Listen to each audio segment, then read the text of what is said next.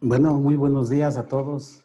Eh, Creo que estamos a punto de iniciar, estamos puntualmente iniciando eh, este tema que me da mucho gusto compartir con ustedes, que se llama instrumentación en la industria azucarera o ingenios azucareros. Eh, para quienes no me conozcan, eh, yo soy Rodrigo Páez, yo soy responsable de la zona de Centroamérica y la zona de Puebla, Tlaxcala, aquí en México. Eh, Tengo 2 años en la empresa, en Ashcroft, y anteriormente he trabajado en otras empresas de instrumentación para hacer un total de aproximadamente 11 años en el ramo. Eh, hay amigos de Centroamérica que nos están acompañando aquí. Como saben ustedes, hay muchos ingenios en Centroamérica y juntos con los de México, pues hacemos un buen grupo. Eh,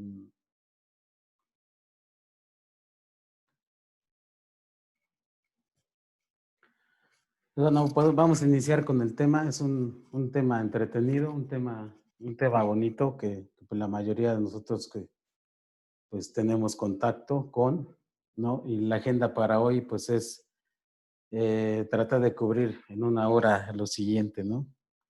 Vamos a hablar un poquito de los antecedentes de la industria azucarera, vamos a ver el diagrama general del proceso de azúcar, los retos del proceso y de la instrumentación utilizada.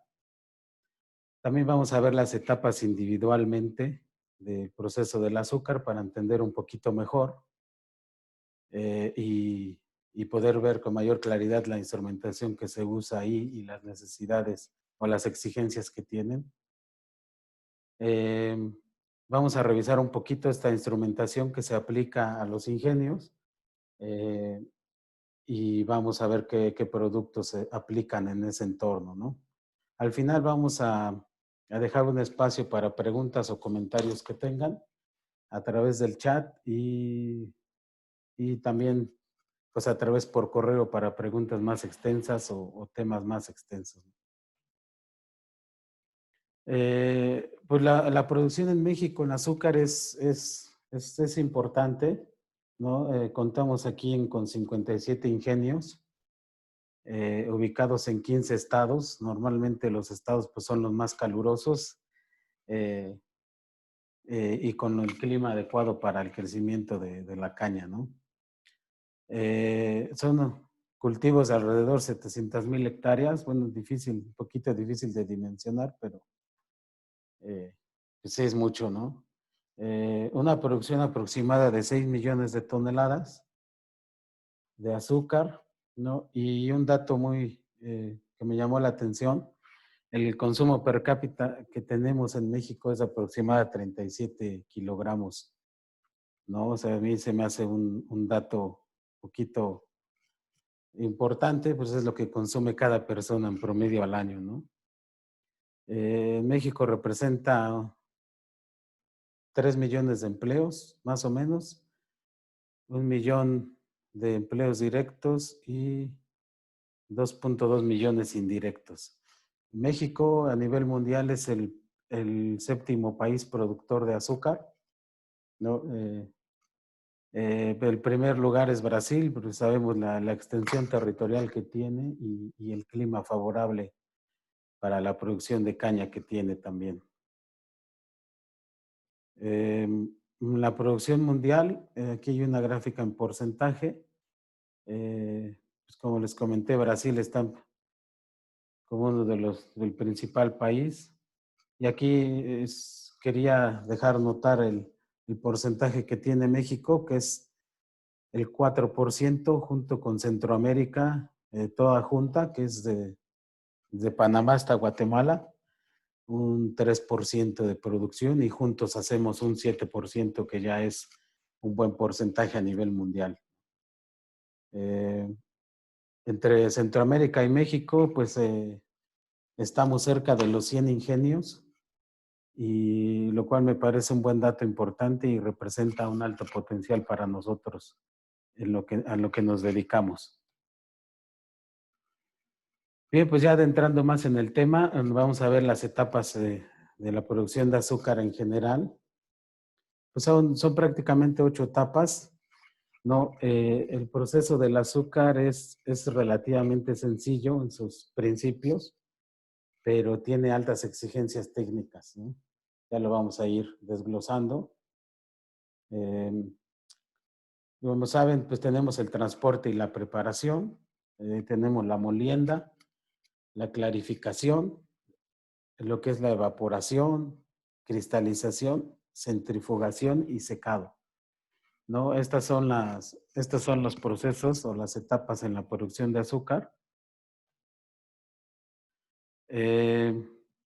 Los principales retos de la industria azucarera, bueno, es que es un negocio estacional, ¿no? En la época de cosecha o de zafra, pues se tiene que trabajar continuamente en 3 turnos, 24 horas al día, pues para conseguir la mayor producción de azúcar por hectárea de caña, ¿no? ¿A qué nos lleva esto? Pues a que la planta no puede trabajar, no puede detener, perdón, y pues el proceso, los instrumentos y todo el personal pues trabajan bajo condiciones severas o extremas, ¿no?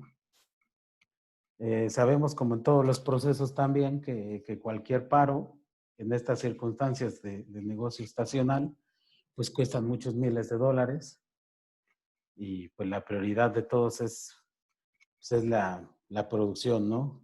Disponibilidad de la planta, garantizar la calidad y reducir los riesgos principalmente a las personas, ¿no?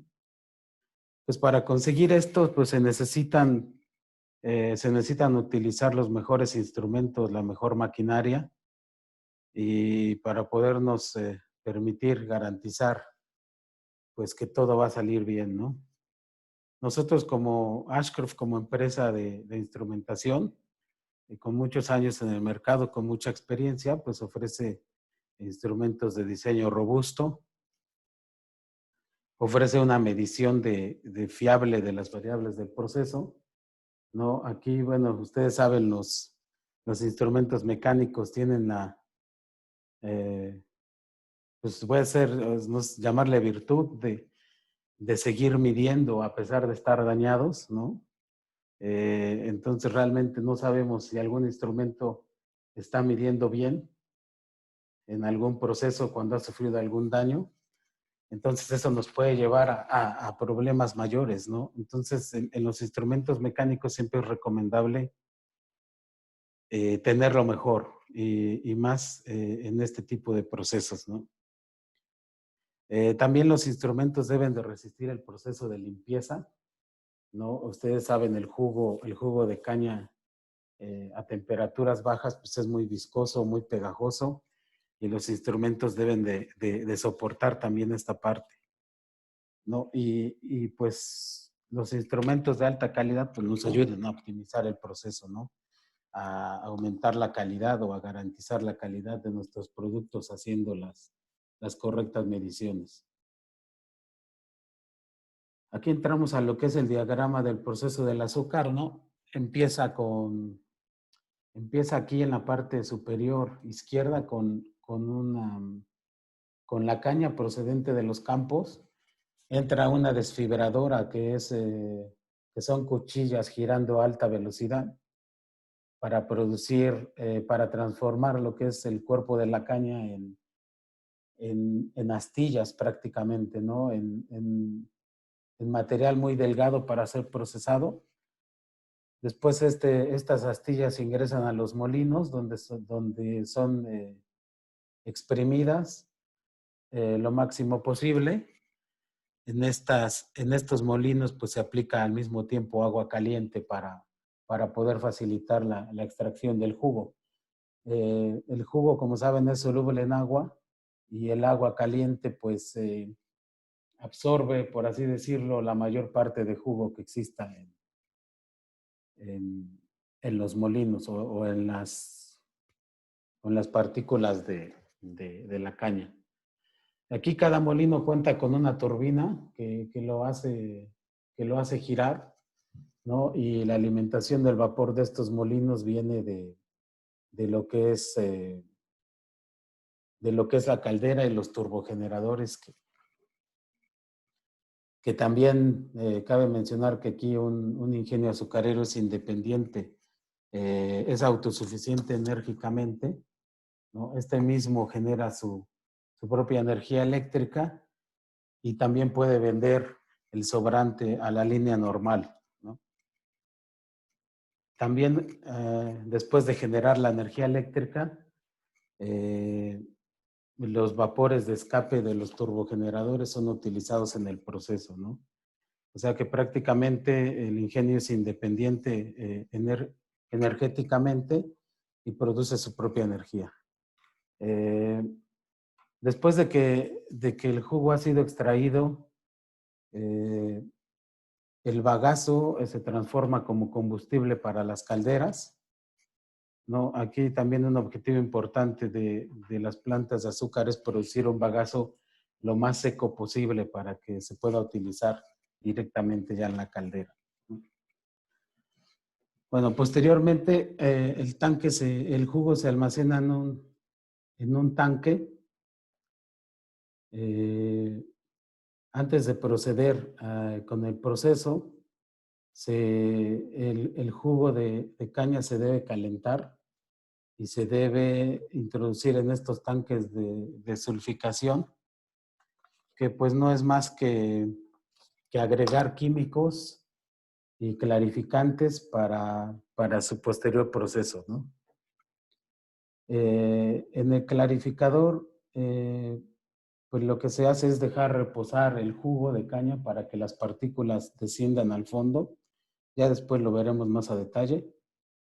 Después existe bien la etapa de los evaporadores, que es una etapa donde se retira el agua del jugo de caña lo más posible para obtener un nivel de concentración superior, ¿no? Posteriormente, casi la última etapa son los tachos de cocimiento, que es parecida a la etapa anterior de los evaporadores, pero es donde se inicia el proceso de cristalización, donde se obtienen ya los cristales de la caña. Después estos cristales son centrifugados para eliminar los restos de miel y después son secados en unos secadores giratorios para ya obtener el producto final, ¿no? Pues el objetivo principal de las plantas de azúcar es producir la mayor sacarosa posible por hectárea de caña y pues vamos a ir ahorita revisando a detalle cómo va funcionando esto, ¿no?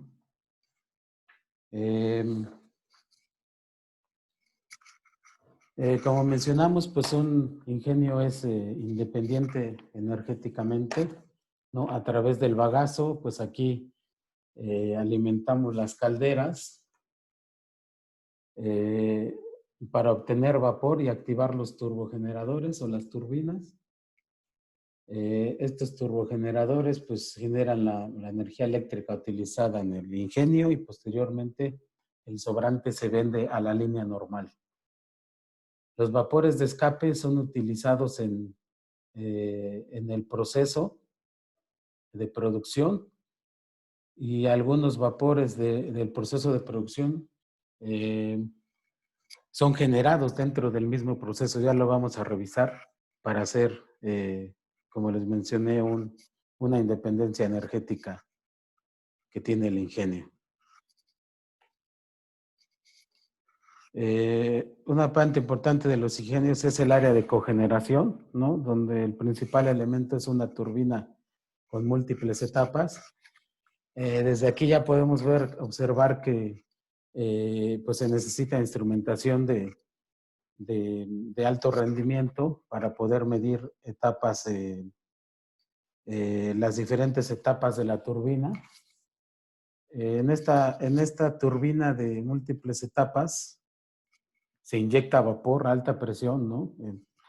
es un vapor vivo que viene de las calderas, que se inyecta a las diferentes etapas para transformar el movimiento o el flujo del vapor en un movimiento mecánico que active un generador aquí a la salida.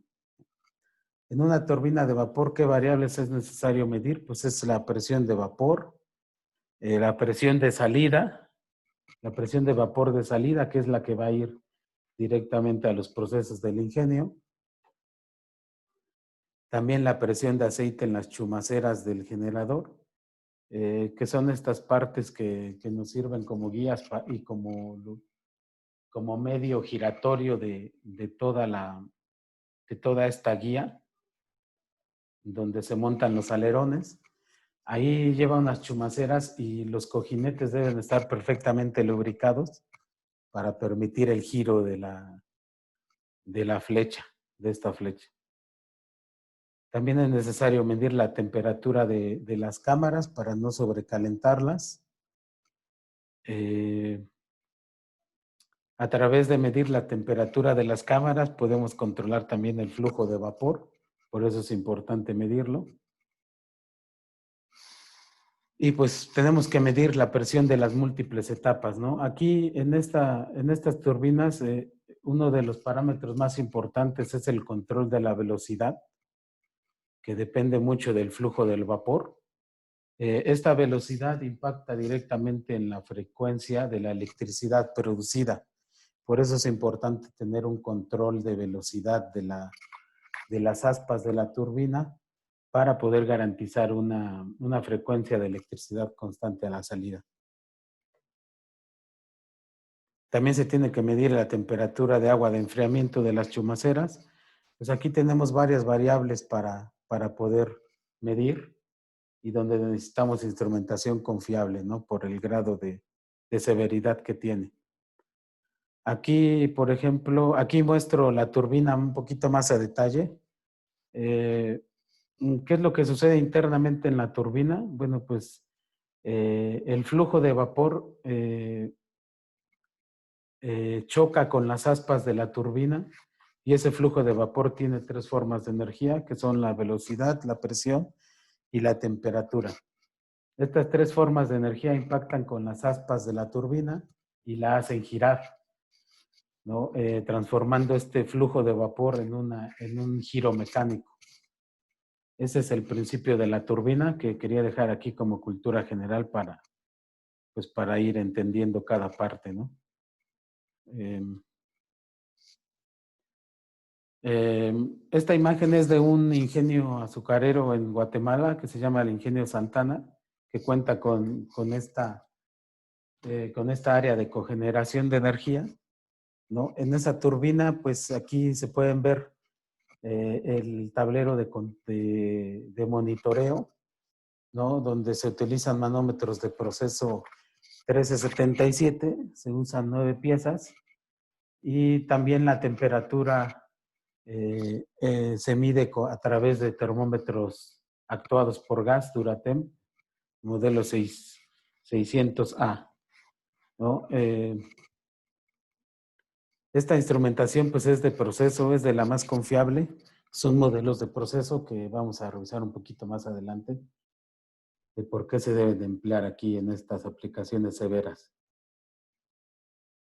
¿no? En el área de control o en el área de monitoreo, pues se pueden utilizar diferentes configuraciones de conexión, ¿no? Aquí, por ejemplo, estamos viendo una configuración posterior e inferior, ¿no? Los ingenios normalmente verifican sus instrumentos o hacen una calibración interna de ellos, pues para garantizar, ¿no? Una medición confiable. Tal vez no lo hacen al nivel de un laboratorio secundario, pero sí lo hacen al nivel de, digamos, industrial.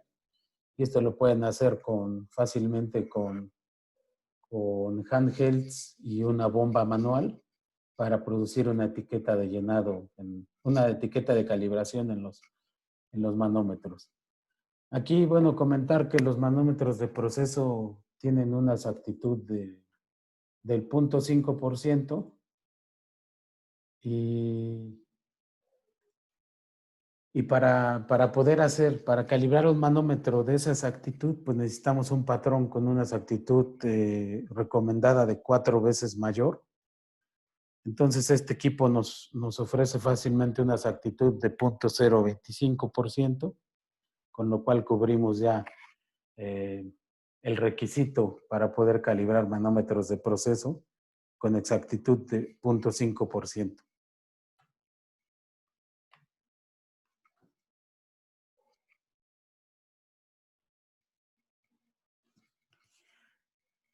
Bueno, aquí ya vamos a iniciar a revisar lo que es el proceso ya de producción de azúcar. Aquí después de los molinos viene el jugo crudo como tal, el cual no se procesa a la temperatura que sale, sino que se debe calentar a través de intercambiadores de calor. Una vez calentado, se ingresa a un contenedor donde se aplican unos reactivos o unas sustancias químicas. Se aplica un SO2 y se aplica cal para, para aumentar El SO2 es anhídrido sulfuroso y la cal, bueno, pues es una cal hidratada, que no es una cal parecida a la de construcción, sino es una cal hidratada un poquito dirigida a este proceso, ¿no? Esto se hace para poder precipitar las impurezas del jugo, ¿no? Para que pues en un proceso diferente puedan irse hacia el fondo y puedan separarse del jugo para hacerlo un poquito más limpio, ¿no? También se remueven materias de color o ácidos orgánicos y algunos otros materiales que se nos hayan colado ahí en la molienda que estén en suspensión, ¿no? Posteriormente, después de realizar esta mezcla, el jugo se vuelve a calentar y va directamente ya al proceso de clarificación, ¿no? Aquí pueden ver que ya hay varias variables que nosotros podemos medir, ¿no? Desde la temperatura de salida de los calentadores y las siguientes etapas de calentamiento hasta la presión de las bombas que van transportando el jugo de una etapa a otra. Bueno, aquí nos vamos directo ya en lo que es a la etapa de clarificación. Bueno, aquí como información adicional les quise dejar el funcionamiento, una imagen ilustrativa de un intercambiador de calor, el cual funciona a través de vapor, vapor de escape de las turbinas, ¿no? El vapor se ingresa aquí por las placas y aquí por la parte derecha ingresa el jugo. A través de las placas se transfiere el calor hacia el jugo y aquí en la salida, en esta parte donde se ve rojo, el jugo ya calentado sale para la siguiente etapa, ¿no? Los calentadores de jugo, pues esta es igual una foto del ingenio Santa Ana. Son calentadores grandes, ¿no? Para manejar la alta capacidad que se necesita. En esos calentadores, pues se necesita medir la presión, ¿no? Y se necesita medir la temperatura. Aquí como anécdota les puedo decir que, bueno, la mayoría de ingenios que he visitado, pues los instrumentos están en una posición muy elevada, ¿no? Como es en este caso, pues de ahí necesitamos operadores con muy buena vista o con unos muy buenos lentes para poder medir, para poder hacer las lecturas, ¿no? Normalmente cuesta un poquito de trabajo. Se pueden ofrecer aquí soluciones, ¿no? Lo primero que piensa es en carátulas más grandes, pero pues también hay otro tipo de accesorios que se pueden utilizar para poder poner el punto de medición en un lado y el punto de lectura en otro, ¿no? Hacer un instrumento remoto que facilite las lecturas más hacia abajo, ¿no? Eso lo vamos a ver un poquito más a detalle. La siguiente etapa, que es el clarificador, pues ese es un proceso mecánico, ¿no? Que es donde se deja reposar el jugo caliente y se agregan floculantes para que todos los sólidos o residuos decanten, o sea, se vayan al fondo y, y pues se obtenga un jugo más claro para el siguiente proceso, ¿no? Pues esto se me ocurrió compararlo con el agua de tamarindo, con un vaso de agua de tamarindo que si lo dejamos reposar y no lo movemos por un rato, observamos que el tamarindo o la pulpa de tamarindo se va hacia el fondo, pues es prácticamente lo mismo lo que sucede aquí en el clarificador. En este clarificador se obtiene un jugo de caña ya con una concentración de 15 grados Brix. Brix es una medida de sólidos diluidos en una sustancia, ¿no? Pero bueno, en este paso ya tenemos un jugo concentrado a 15 grados Brix y también lo que se intenta aquí, bueno, ya tenemos un jugo clarificado y tenemos unos lodos en la parte de abajo, ¿no? Que sería ya los sólidos asentados. En esta parte, pues, ese jugo clarificado va al siguiente proceso, que es la evaporación, y los lodos van a un filtro rotatorio para extraer al máximo el jugo de azúcar, el jugo, la sacarosa que pueda tener los restos de lodo, ¿no? Los restos, lo que se asentó en el fondo, va a unos filtros que se llaman filtros de cachaza, ¿no? Estos filtros son filtros de tambor, que son filtros al vacío. Aquí se ve el tamaño, son unos filtros muy grandes.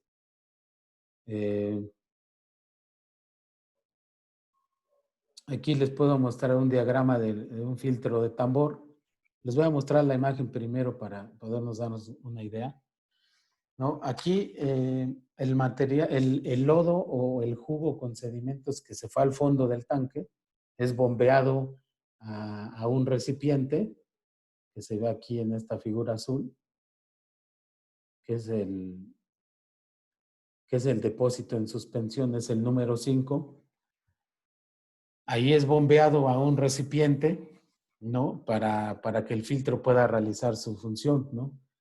Aquí el filtro se llama de tambor porque digamos, es una parte hueca que tiene una malla alrededor de él y tiene un distribuidor de vacío en el centro. Ese distribuidor de vacío pues tiene una extensión a un área del tambor y en cada giro ese vacío va extrayendo el jugo junto junto con los sólidos que hayan estado ahí, ¿no? Entonces, al mismo tiempo que jala el jugo, jala los lodos o la cachaza en este caso, y la cachaza se queda pegada en el contorno del filtro, ¿no? Y en cada giro, esta cachaza por el efecto de vacío que se causa aquí por el distribuidor, pues se va secando y se va recolectando aquí en el punto 6 a través de una cuchilla, ¿no? Esa cachaza después, posteriormente, se utiliza como fertilizante, ¿no? En este filtro, pues podemos ver que también tenemos varias variables para medir, bueno, variables de presión, que es la presión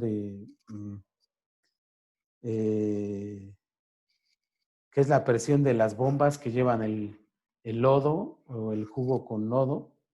al contenedor del filtro, y pues es también la bomba de vacío o el contenedor de vacío que hace que podamos extraer el jugo. Ok, esta parte ya la revisamos. Después seguimos a lo que es la etapa de evaporación. El objetivo de esta etapa pues es concentrar el jugo claro proveniente del clarificador a través de retirar el agua por un efecto de evaporación o de calentamiento del jugo y obtener una concentración de 60 a 65 grados Brix, o sea, 4 veces más que en el proceso de clarificación, ¿no? Ya aquí obtendremos una concentración de 60 a 65%, que prácticamente pues es un jarabe, ¿no? Ya no se maneja el término jugo, ya es un jarabe en esta etapa, ¿no? Aquí el jugo proveniente del clarificador, pues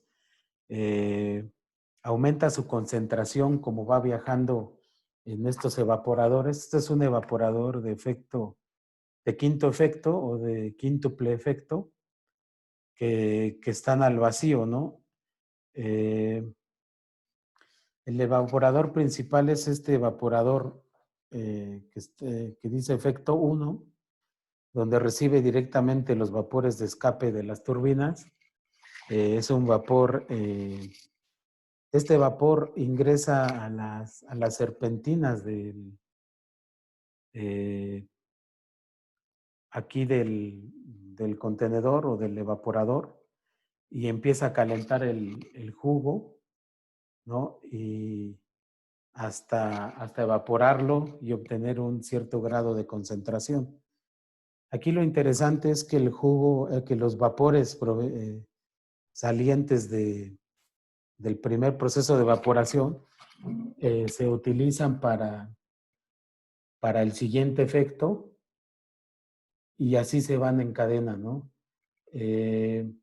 Los vapores que genera el vaporizador 1 se utilizan para el 2 y los del 2 para el 3 hasta realizar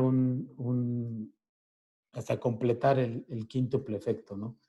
También el, el jugo ya concentrado va viajando del vaporizador 1 hasta el vaporizador 5, alcanzando ya la máxima concentración de azúcar que se puede alcanzar en esta etapa, ¿no? Que es la etapa de evaporación. Aquí, pues, en esta etapa, aquí se puede observar en este diagrama un poquito mejor la función. Aquí se las voy a mostrar. Miren, aquí en esta parte es la inyección de vapor que va a las calandrias o a las serpentinas del evaporador. El jugo se encuentra aquí dentro y a través de calentarlo, bueno, pues los vapores salen por aquí la parte superior, pero estos vapores van directamente a calentar el jugo el jugo que sale del evaporador 1 al evaporador 2, ¿no? Entonces, esta etapa es muy interesante porque es autosuficiente en la energía que utiliza, ¿no? Aquí tenemos un vacío que se va incrementando, que es mayor en el evaporador 5, para que el jugo vaya circulando de un evaporador a otro, siguiendo esa secuencia, ¿no? Aquí en estos evaporadores, pues necesitamos medir lo que es la presión de vapor en el evaporador, necesitamos medir la temperatura, necesitamos medir el vacío. Entonces, la medición de esas tres variables pues tiene que ver mucho con el grado de concentración que se requiere en esta etapa, ¿no? Que es, como les comenté, de 60 a 65 grados Brix aproximadamente.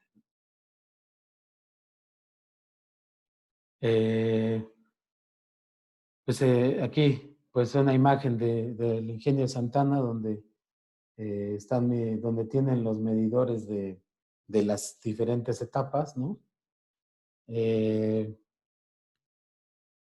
Y aquí pues es confirmar nada más que pues en la primera etapa se utiliza una mezcla de vapor vivo y las demás etapas se utilizan vapor de la misma evaporación de las etapas anteriores, ¿no? Todas esas etapas necesitamos medirlas y registrarlas.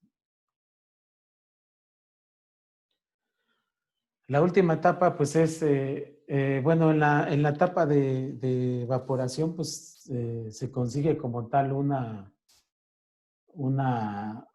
miel, es un poco ya más viscosa, la que requiere ser cocida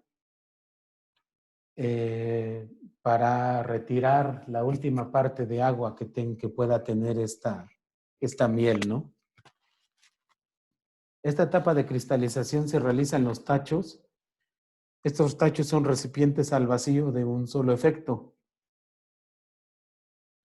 Este trabajo se realiza en una configuración de cocimiento de 3 etapas o 3 templas y se interconectan en ellos para lograr una mayor concentración de la sacarosa, ¿no?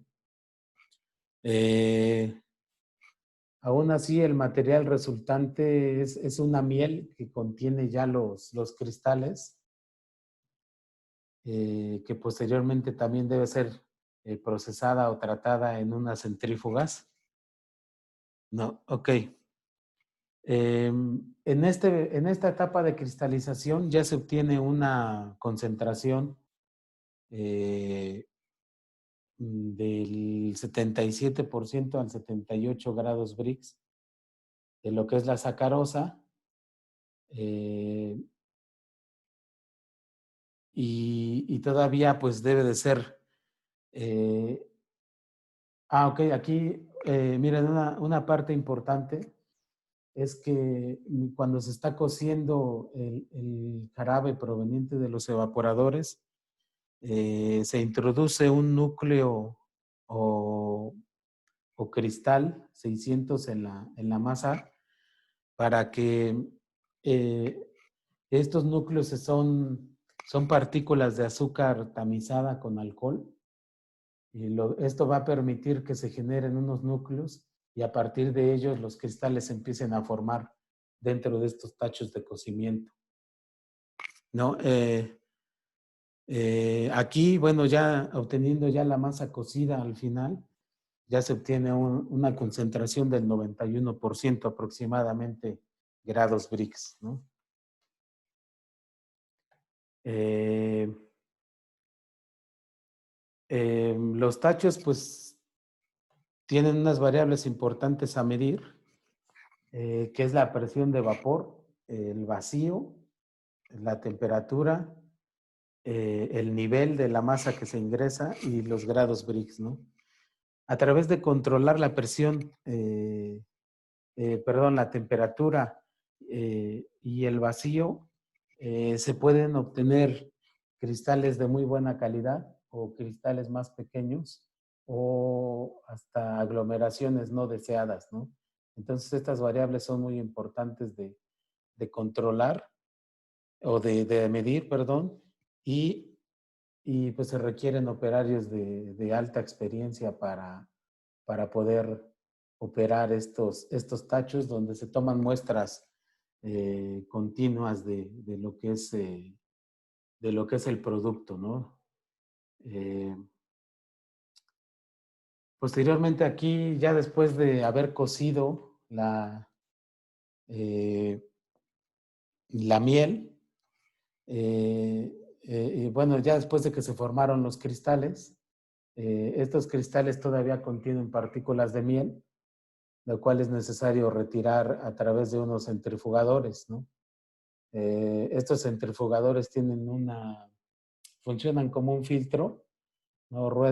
Giran a alta velocidad y avientan lo que son los cristales junto con la miel, pero estos filtros que son unas mallas muy finas, retienen los cristales y dejan salir la miel para pues, procesos subsecuentes, ¿no? Una vez salidos de los centrifugadores, eh, los cristales son ingresados a un secador, que es un tubo gigantesco donde se inyecta aire caliente y esos tubos van girando para poder esparcir los cristales de azúcar y el aire caliente ingrese, eh, seque perfectamente los cristales. Hay tachos de diferentes configuraciones, ¿no?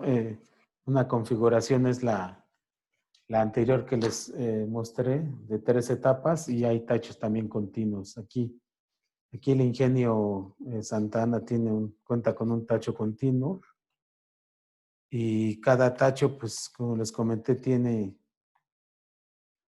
3 variables importantes a medir, que es la presión, el vacío y la temperatura.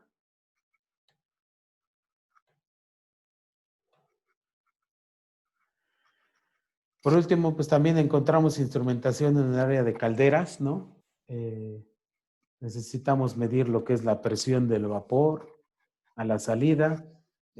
También tenemos interruptores de presión para controlar o detener el flujo de agua, o en el caso de calderas de gas, para detener el flujo de gas o activarlo, ¿no? Manómetros normalmente en las calderas se sitúan en la parte superior. Se necesitan manómetros de gran tamaño para poder hacer las lecturas, ¿no?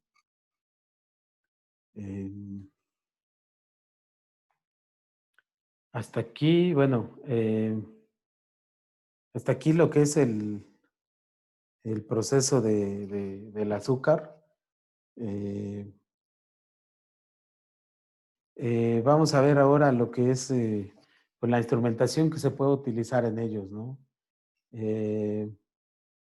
Como les comenté al inicio, pues se necesita en este proceso. Este proceso tiene altas exigencias técnicas y se necesitan equipos confiables, robustos, que soporten condiciones severas para hacer las mediciones confiables, ¿no? Les comenté de los manómetros de proceso, que es lo que nosotros recomendamos utilizar aquí en las etapas de producción del azúcar, ¿no? Estos manómetros tienen características exclusivas que nadie más tiene, ¿no? Elementos tienen unas características que los hacen diferentes, ¿no? Por ejemplo, tienen un tubo de burdón patentado diferente, el cual ha sido probado y simulado para, para poder garantizar su vida útil, ¿no? Tienen un mecanismo recubierto de teflón. El mecanismo, por ejemplo, es de acero inoxidable 400. El tubo de burdón tiene un diseño redondeado para eliminar los esfuerzos, para evitar que los esfuerzos de fatiga se concentren en determinadas áreas del tubo, ¿no? Y nosotros lo que eh, llamamos a estos diseños los conocemos como DuraGauge, ¿no? El DuraGauge combinado con el sistema Plus, pues prácticamente vuelve al manómetro el Rolls Royce de los manómetros, ¿no? Tal vez el 1279 sea el Mercedes-Benz de los manómetros, pero si aplicamos o lo conjuntamos con el Plus Performance, pues hacemos un Rolls Royce de los manómetros. Aquí les quiero platicar un poquito del diseño del tubo de bordón de los manómetros. ¿Por qué estamos tan confiados de que damos la seguridad que los clientes necesitan? Bueno, porque en la etapa de diseño se hace una simulación de elemento finito, que son programas de computadora para determinar dónde va a ser el área de mayor esfuerzo, ¿no? Y esas áreas En esas áreas se interviene con un diseño que permita repartir esas cargas mecánicas en todo el tubo, ¿no? Aquí en los tubos de Bourdon el mayor esfuerzo mecánico se centra en la parte lateral, donde está el doblez, ¿no? Pero en esa parte nosotros no colocamos ninguna soldadura, ¿no? La soldadura se aplica en donde el tubo de Bourdon, donde el esfuerzo mecánico es menor, ¿no? Se aplica en esta parte y esta parte pues está rolada, digamos que en una sola pieza, ¿no?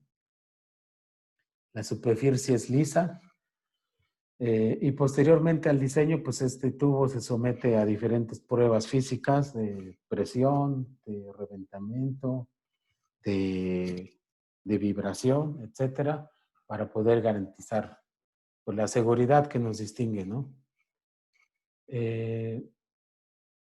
Como ustedes saben, el principio de físico aplicado en los manómetros pues, es parecido al de las espantasuegras. Bueno, no sé si en Centroamérica lo conozcan así, pero aquí, por ejemplo, cuando el niño sopla, el espantasuegras tiende a formar una línea recta, ¿no? Con la presión interna. En el tubo de Bourdon sucede lo mismo y en conjunto con un buen mecanismo se puede transformar un desplazamiento de milímetros del tubo de Bourdon en esta parte superior. Hay un desplazamiento de 1 o 2 milímetros y un buen mecanismo puede transformar ese desplazamiento mínimo en un movimiento radial del puntero de 270 grados, que es el viaje del puntero que normalmente realiza de 0 al rango máximo del manómetro, ¿no? Entonces, un buen tubo de Bourdon y un buen mecanismo, pues nos garantizan la alta calidad, nos garantizan la seguridad para los operarios, la tranquilidad para el responsable del proceso y una larga vida útil de los manómetros, ¿no? Perdón, aquí de inicio, pues un manómetro de este tipo pues representa un ahorro a largo plazo o a mediano plazo para los clientes porque pues si lo comparamos con un manómetro, por así decirlo, desechable, pues un manómetro de ese tipo pues nos va a dar problemas de recambio, nos va a representar tiempos de compra, nos va a representar tiempo de fabricación, nos va a representar algún paro en la planta. Y pues un manómetro de esta calidad nos representa un ahorro, un verdadero ahorro a largo plazo, perdón, a mediano plazo y a largo plazo, porque pues nos garantiza una funcionalidad adecuada durante un largo tiempo, ¿no?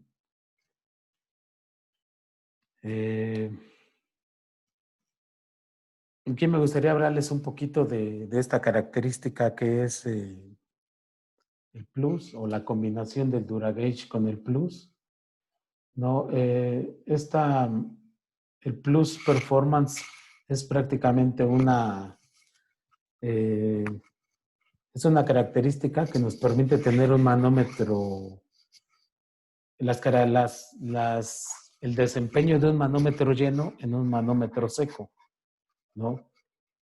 Esta característica pues combate las vibraciones y las pulsaciones.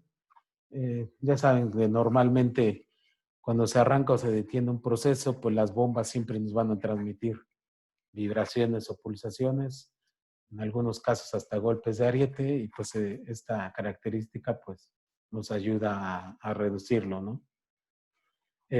Nos ahorra dinero también, o le ahorra dinero a los clientes, porque cuesta menos que llenar un manómetro, cuesta menos que el líquido en sí, ¿no? Elimina una parte en el proceso de producción o en la línea de producción de manómetros, que se dedicada al llenado de manómetros, y permite la estandarización para reducir el error en aplicaciones.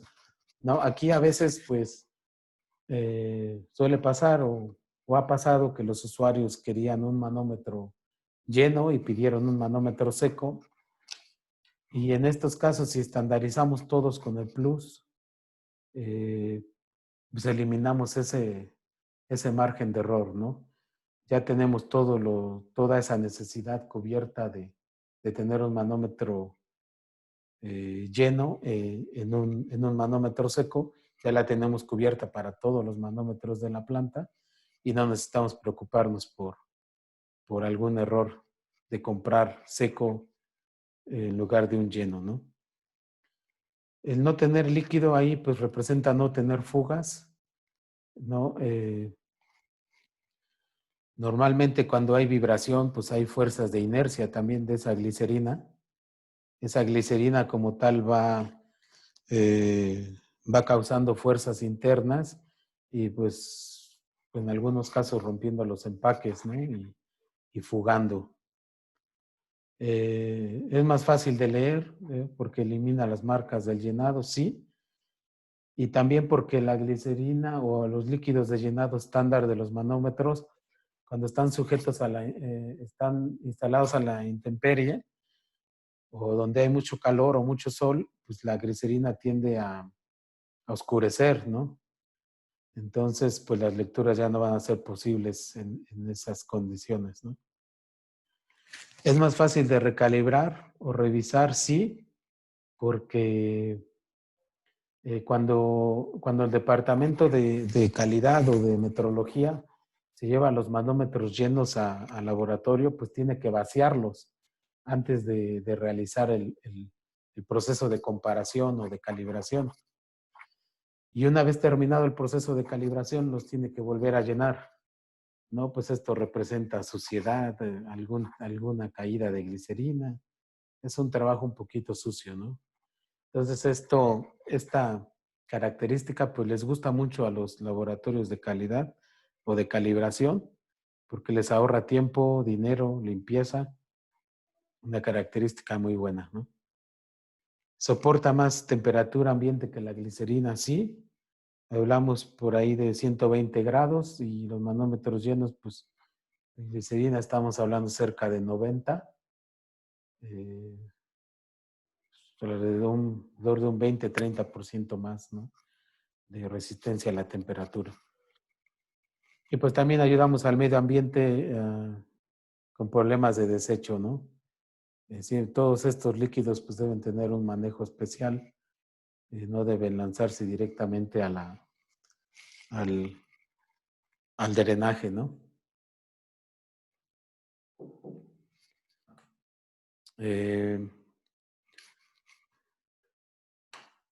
Aquí.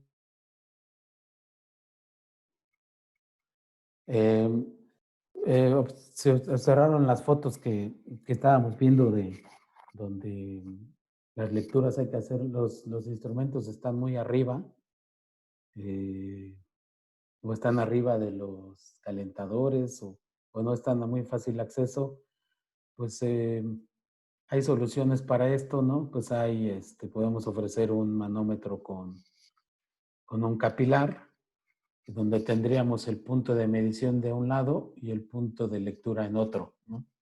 Así podemos bajar más el manómetro a una altura más humana, donde las lecturas se puedan realizar correctamente, ¿no? Aquí hay una recomendación que les puedo hacer al solicitar un manómetro con capilar y sello químico, pues es que nos indiquen o tomen en cuenta la posición en que lo va a instalar su cliente, porque los efectos de gravedad también influyen en el líquido de llenado y pueden repercutir un poquito en la exactitud, ¿no? El ensamble de manómetro con sello químico y capilar se realiza, aquí pueden ver en la figura de la derecha, en esta posición. Y si nosotros lo instalamos en una posición diferente, tal vez influya un poquito o reduzca la exactitud del equipo, ¿no? Entonces aquí tomar en cuenta ese dato e indicarlo al momento de solicitarlo para que se tome en cuenta en la fabricación y en la calibración de todo el ensamble, ¿no? También les comentaba de la limpieza. Los instrumentos de medición deben resistir la limpieza de, de las tuberías, de los tanques, de todo el proceso del azúcar. Entonces aquí podemos utilizar manómetros con sello químico, con, con bridas flush, tipo flush, para realizar una limpieza más rápida, ¿no? También el sello químico, tomar en cuenta que nos va a proteger el instrumento y va a ampliar va a aumentar la vida útil del instrumento de 2 a 3 veces más, ¿no? Y donde existan problemas de temperatura muy alta, por ejemplo, en el vapor vivo o en el área de calderas, pues también se pueden utilizar torres de enfriamiento, sifones o otros capilares simples para poder reducir este efecto, ¿no? Hay un accesorio para cada aplicación o para cada idea, para cada necesidad que ustedes tengan.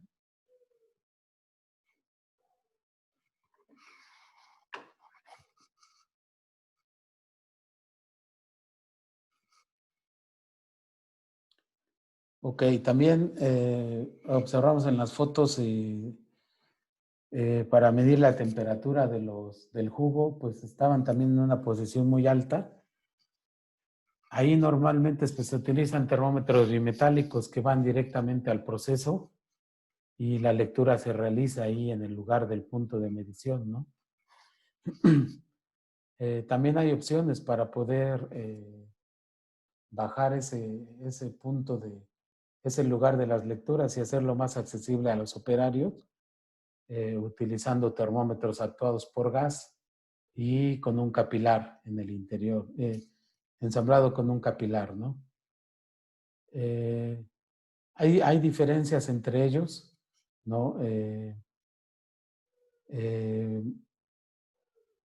principio de operación de los bimetálicos pues son dos metales con coeficiente de dilatación diferente, ¿no? Que con la temperatura el espiral se va expandiendo hacia adelante, lo que va provocando el giro del puntero. En los termómetros actuados por gas, pues es un gas inerte dentro del bulbo y dentro del capilar, que se va a expandir y se va a contraer dependiendo de la temperatura aplicada en ellos, ¿no? Aquí les voy a mostrar algunas diferencias.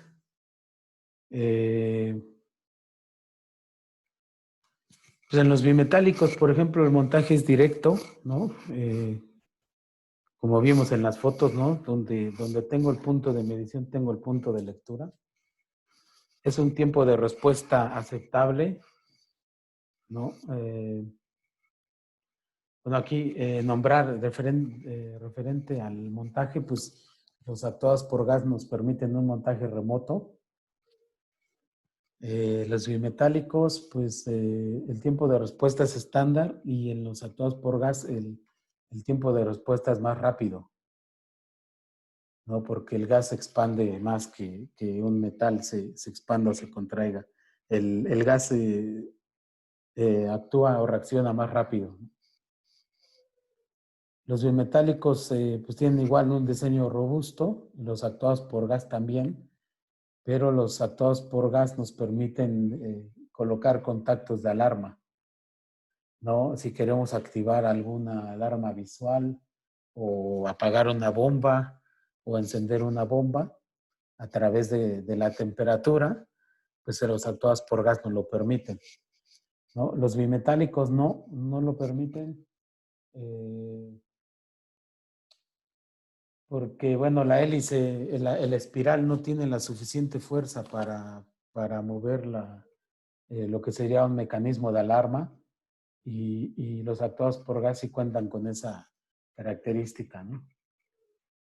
Los bimetálicos tienen un límite de temperatura también, se pueden usar hasta 450 grados en medición constante y los actuados por gas se pueden utilizar hasta 850 grados en medición constante, ¿no? Entonces, cuando tengamos por ahí una aplicación de alta temperatura,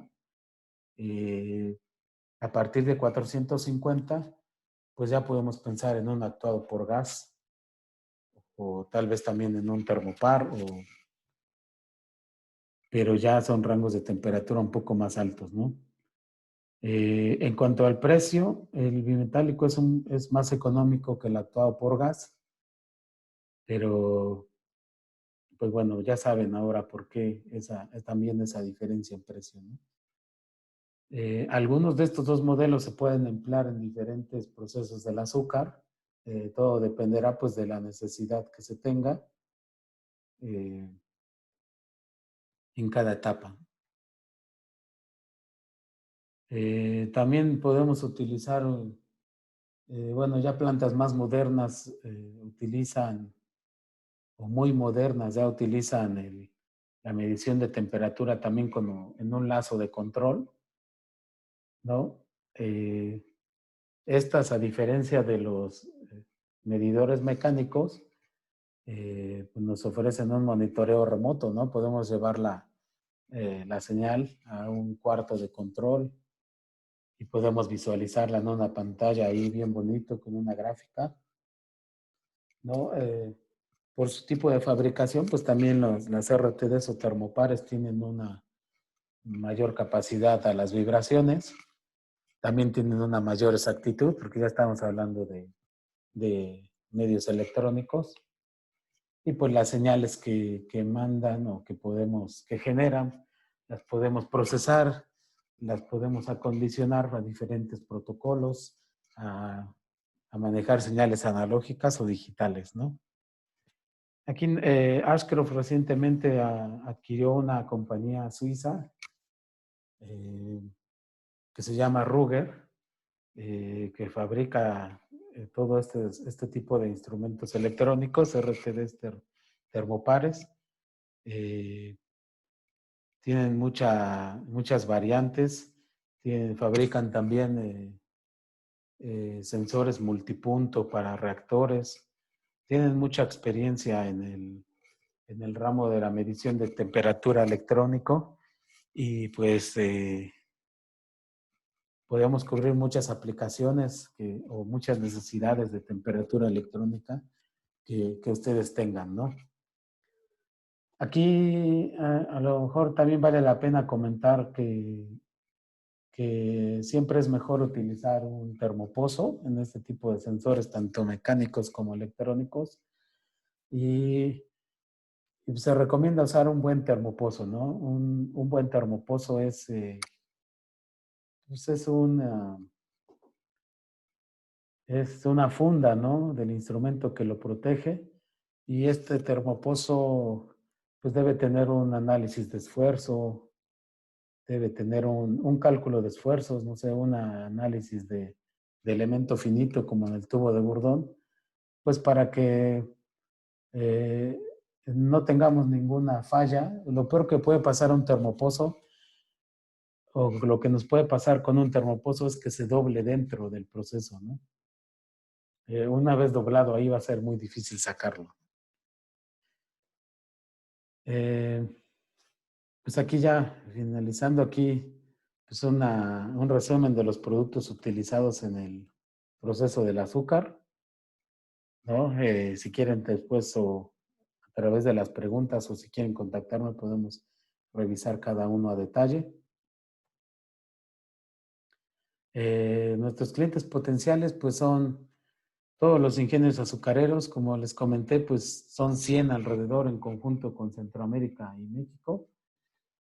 Se requieren estos instrumentos en el proceso del azúcar y también en los derivados, ¿no? En la industria del alcohol, el etanol, la energía eléctrica, fertilizantes. Eh, Igual también tienen los mismos retos que la industria azucarera, que es la productividad, la calidad, la seguridad. Eh, Y pues todos requieren para lograr esto, pues se requieren los mejores instrumentos, ¿no? Pues de esta parte, con esta parte concluyo lo que son las diapositivas. No sé si les parece revisar una o dos preguntas o por el tiempo que tenemos. Creo que nos hemos extendido un poco. Aquí como van apareciendo. Si tenemos un producto para medir Brix, no. Normalmente se realiza en laboratorio, también se puede hacer en línea, pero no lo tenemos. Acá comenta Luis. Ok, Sigfrido Torres.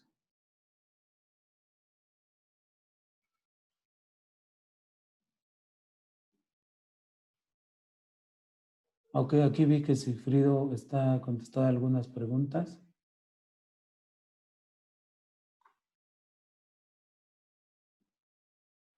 Ok, bueno, pues si tienen algún tema o algún comentario que quieran extender, pues pueden contactarme sin problemas a mi correo. Pueden llamarme, con gusto estoy a sus órdenes. También a los amigos de Centroamérica que nos acompañaron, muchas gracias. Y pues eh, me despido por ahora y quedo a sus órdenes. Me dio mucho gusto compartir este tiempo con ustedes. Saludos desde México.